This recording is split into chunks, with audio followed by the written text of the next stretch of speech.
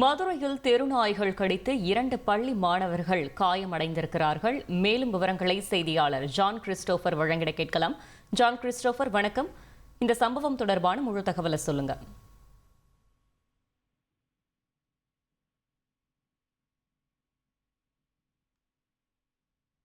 மதுரையில் தெருநாய்கள் கடித்து 2 பள்ளி மாணவர்கள் காயமடைந்திருக்கிறார்கள். மதுரை காமராஜபுரத்தில் 7 வயது சிறுமி நாய் கடித்து காயமடைந்திருக்கிறார்.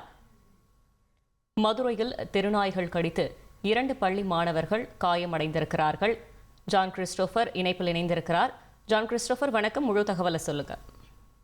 மதுரையில் இன்று 2 வெவ்வேறு இடங்களில் பள்ளிக்கு சென்ற குழந்தைகளை தெருநாய் கடித்த சம்பவம் அதிர்ச்சியை ஏற்படுத்தியுள்ளது. மதுரை காமராஜபுரம் பகுதியைச் சேர்ந்த மைக்கேல் என்பவரின் 2ஆம் வகுப்பு பயிலும் 7 வயது பெண் குழந்தை இன்று காலை தனது தாத்தாவுடன் பள்ளிக்கு செல்லும் போது அப்பகுதியில் சுற்றித் திரிந்த தெருநாய் கடித்ததில் சிறுமிக்கு கை, கால், தொடை உள்ளிட்ட பகுதிகளில் காயம் ஏற்பட்டு மதுரை அரசு ராஜாஜி மருத்துவமனையில் அவர் சிகிச்சைக்காக சேர்க்கப்பட்டுள்ளார்.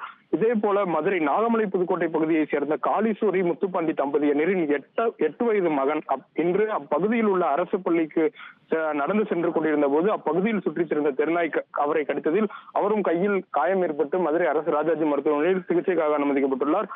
தொடர்ச்சியாக நாடு முழுவதும் தெருநாய்கள் குழந்தைகளை, பொதுமக்களை அச்சுறுத்தும் சம்பவம் அரங்கேறி வரும் நிலையில் இன்று மதுரையில் பள்ளிக்கு சென்று கொண்டிருந்த 2 குழந்தைகளை ஒரே நாளில் தெருநாய் கடித்த சம்பவம் அதிர்ச்சி ஏற்படுத்தியது. மதுரையில் தெருநாய் தொல்லை அதிகரித்து வரும் நிலையில் நாய்களை கட்டுப்படுத்த மாநகராட்சி நிர்வாகமும் தமிழக அரசும் உரிய நடவடிக்கை எடுக்க வேண்டும் என பெற்றோர்களும் பொதுமக்களும் கோரிக்கை விடுத்துள்ளனர். தகவல்களுக்கு நன்றி, ஜான் கிறிஸ்டோபர்.